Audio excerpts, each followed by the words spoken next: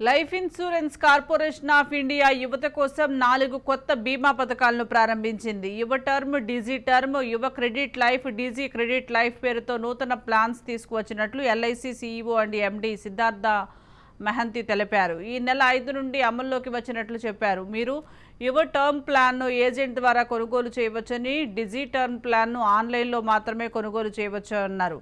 యువతకు జీవిత బీమా ఎంపికను అందించడం ద్వారా వారు వారి జీవితాన్ని ప్రారంభ దశలోనే రక్షించుకునే అవకాశం కల్పించడం ఈ పథకాల ముఖ్య లక్ష్యమన్నారు.